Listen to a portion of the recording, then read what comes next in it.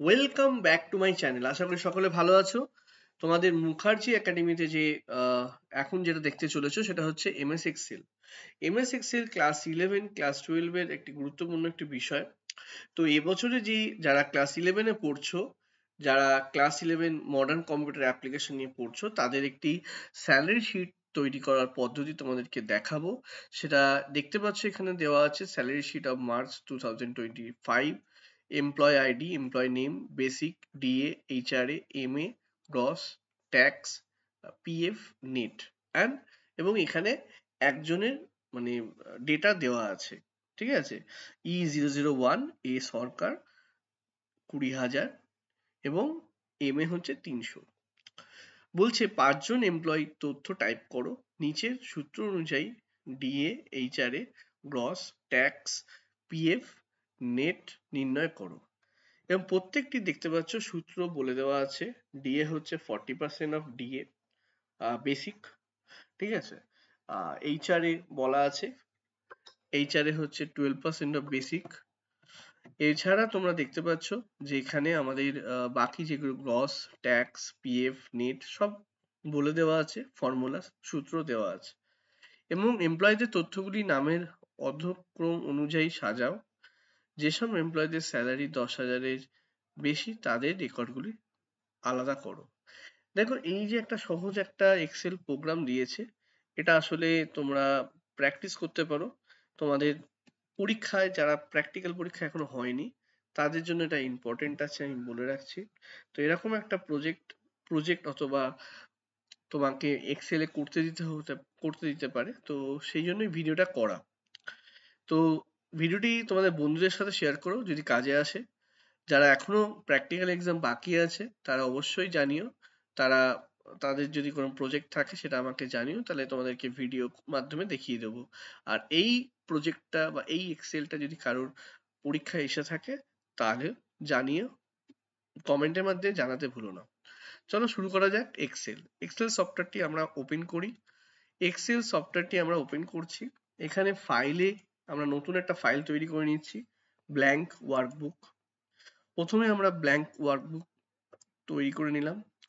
এখানে দেখতে পাচ্ছ যে সেলগুলি রয়েছে, এখানে আমাদের যে সেলগুলি রয়েছে সেই সেলগুলিতে আমাদের যে আইডি যেগুলো রয়েছে, যেগুলো দেওয়া আছে, সেগুলোকে টাইপ করতে হবে।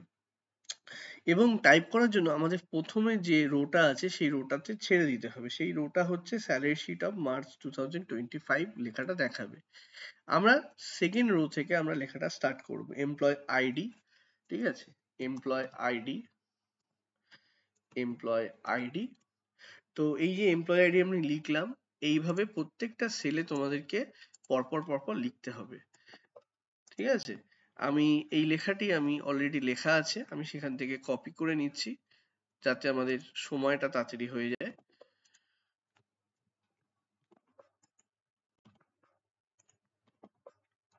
এক সেকেন্ড, আমরা এখানে লেখাটা অলরেডি লেখা আছে, আমরা এখানটায় লেখাটায় নিয়ে নিচ্ছি। এই লেখাটাকে আমরা কপি করে নিলাম, আমরা লেখাটাকে কপি করে নিলাম আমাদের যাতে করে সময়টা বাঁচে। তোমরা কি করবে, এখানে পরপর এই যে সেলগুলি রয়েছে সেলগুলিতে তোমরা পরপর এই লেখাগুলির যে হেডিং আছে সেগুলো টাইপ করবে। এবং এই যে সেল দেখতে পাচ্ছ, আমি সেলগুলোর যে উইথ সেটাকে বড় করে দিচ্ছি। তোমরা তোমাদের মতো করে যে ফন্ট সাইজ আছে সেই অনুযায়ী তোমরা এটাকে উইথটাকে বড় করতে পারো। এছাড়া যদি তোমরা রো হাইট বড় করতে চাও তাহলেও এই দুটি রো এর মাঝখানে আসবে, এসে দেখবে এরকম টু ডাইরেকশনাল অ্যারো দেখাবে, সেখান থেকে তোমরা এটাকে বড় করতে পারো। এবং সিলেক্ট করে ফন্ট সাইজটাকে বড় করতে পারো। তোমাদের যে লেখাগুলি রয়েছে লেখাগুলিকে সিলেক্ট করে এখান থেকে তোমরা বড় করে নিতে পারো যাতে তোমাদেরকে দেখতে সুবিধা হয়। ঠিক আছে?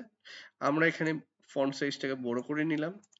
এবার যেটা রয়েছে তোমরা কি করবে, ওপরে যে আমরা রোটা ছেড়ে দিয়েছি সেই রোটাকে তোমরা কি করবে, সিলেক্ট করবে। সিলেক্ট করে এখানে তোমরা কি করবে, স্যালারি শিট যেটা আছে সেটা করতে হবে। এটার জন্য কি করতে হবে, তোমরা এখানে দেখবে আমাদের মার্জ এন্ড সেন্টার একটা অপশন আছে, ঠিক অ্যালাইনমেন্ট গ্রুপে দেখতে পাবে মার্জ এন্ড সেন্টার অপশনটি রয়েছে। তাতে ক্লিক করতে হবে। মার্জ অ্যান্ড সেন্টার অপশনে ক্লিক করলে যে সেলগুলি রয়েছে সেই সেলগুলি কি হবে, মার্জ হয়ে যাবে। এবং তোমরা এখানে লিখতে পারবে স্যালারি যে কথাটি রয়েছে, স্যালারি শিট অফ মার্জ, তাড়াহুড়োতে ভুল হতে পারে, তো দেখে শুনে টাইপ করতে হবে। এই যে আমি লেখাটি লিখলাম, লেখাটাকে বড় করে নিচ্ছি এবং এখানে অ্যালাইনমেন্ট গ্রুপে দেখবে সেন্টার যে পজিশন, মিডিল অ্যালাইন অপশনটি চুজ করে এই যে মিডিল অপশনে তোমাকে লেখাটিকে নিয়ে আসতে হবে। এইভাবে তোমরা লেখাটাকে নিয়ে আসলে আমাদের এখানে দেখতে পাচ্ছ সমস্ত লেখাগুলো কমপ্লিট। এবার আমরা একটা একটা করে তথ্য এখানে দিতে থাকবো। এখানে E001 এ সরকার দেওয়া আছে, এ সরকার হ্যাঁ দেওয়া আছে, ঠিক আছে। এবং বেসিক হচ্ছে 20,000, ঠিক আছে। এম এ হচ্ছে 300। তাহলে আমরা এই ডেটা গুলো যেগুলো রয়েছে, পাঁচটা আমাদের ডেটা আমরা এখান থেকে ইনসার্ট করব। আশা করি এখানে তোমরা বুঝতে পারছো। এখানে কিন্তু ডিএ বা যেগুলো আছে সেগুলো কিন্তু বলে দেওয়া আছে, ঠিক আছে। শুধু এম এটা 300 বলে দেওয়া আছে। আশা করছি এম এটা 300ই হবে সব ক্ষেত্রে।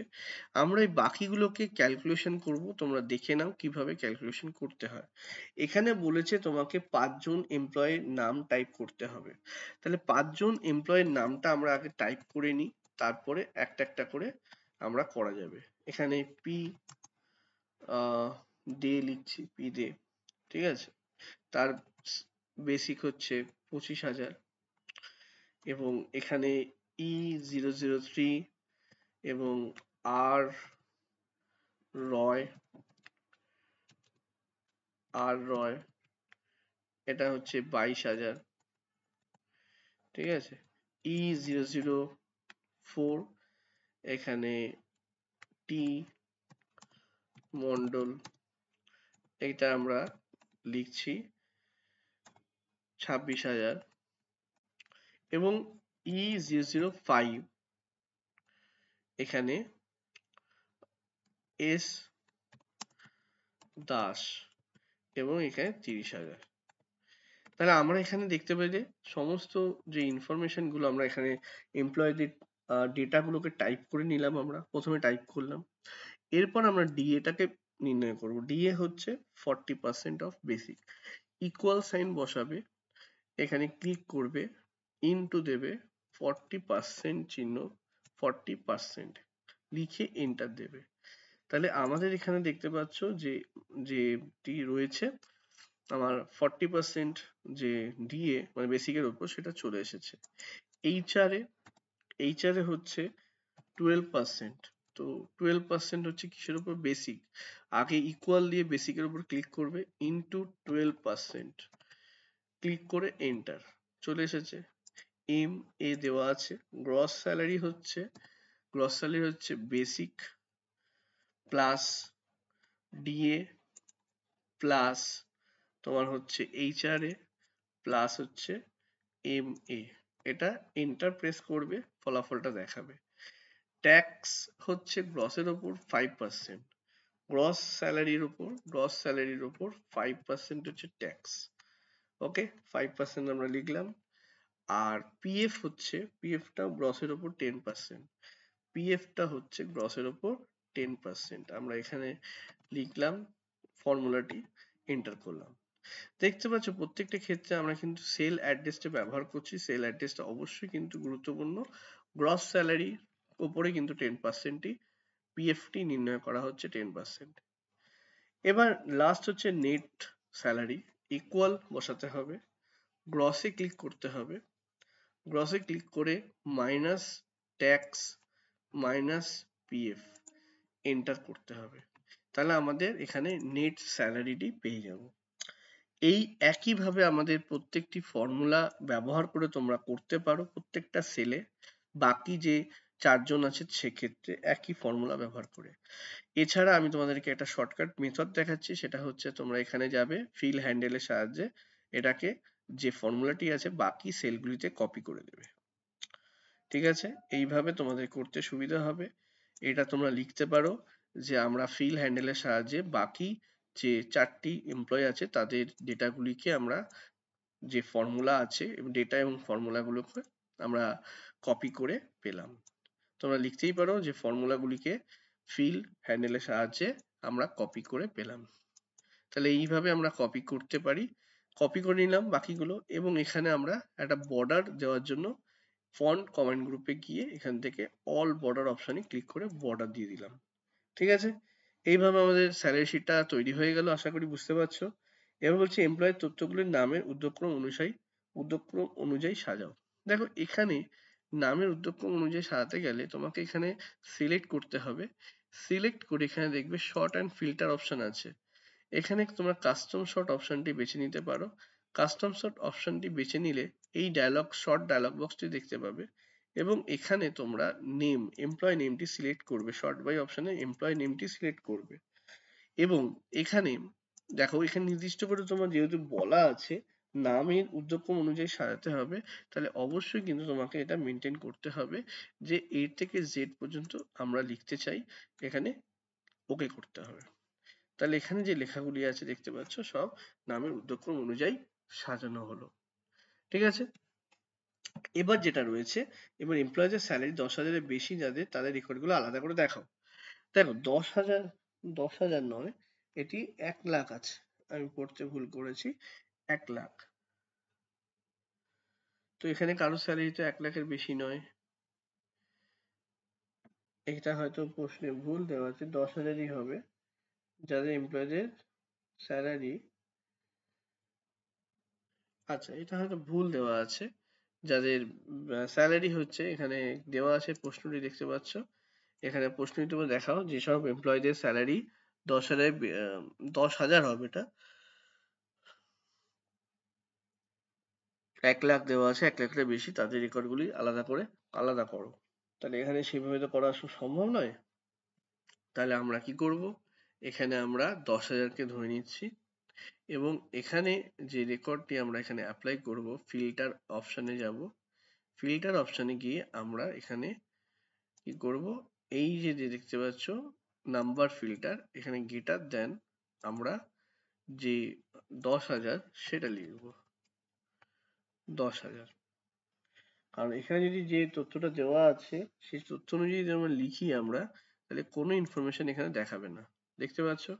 তাহলে এখানে যেটা হবে সেটা হচ্ছে ভুল আছে, এটা 10,000 হবে। এটা 10,000 হলে যে তথ্যটি আছে সেটা আমরা দেখতে পাবো। এবং এই যে আমরা ফিল্টার করলাম যে কাজটা, এটা নেট স্যালারির উপর আমরা করলাম, কারণ নেট স্যালারি হচ্ছে ফাইনাল স্যালারি, তার উপরেই কিন্তু আমাদের তথ্যটা প্রেজেন্ট করতে হবে।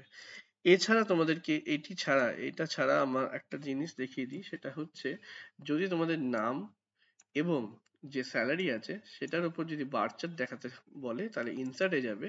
ইনসার্ট অপশনে গিয়ে এখানে বার চার্ট আছে, বার চার্ট বা কলাম চার্ট আছে, তোমরা সেই বার চার্ট বা কলাম চার্টে ক্লিক করবে। সেখান থেকে তোমরা এটি যে বার চার্ট যেটি রয়েছে, এটা বার চার্ট, এটা হচ্ছে কলাম চার্ট, এই অপশনটি তোমরা দেখে নিতে পারো। এটাও কিন্তু গুরুত্বপূর্ণ একটি বিষয়, কারণ এক্সেলের ক্ষেত্রে এই চার্ট তৈরি করতে দেওয়া অবশ্যই কিন্তু এটা দেখে যেও। তো এইটুকুই আমার ভিডিও থাকলো, আশা করি তোমাদের উপকার হয়েছে। যদি উপকার হয়ে থাকে অবশ্যই কিন্তু ভিডিওটি তোমাদের বন্ধুদের সাথে শেয়ার করতে ভুলো না, অবশ্যই চ্যানেলটাকে সাবস্ক্রাইব করতে ভুলো না এবং keep watching for next video.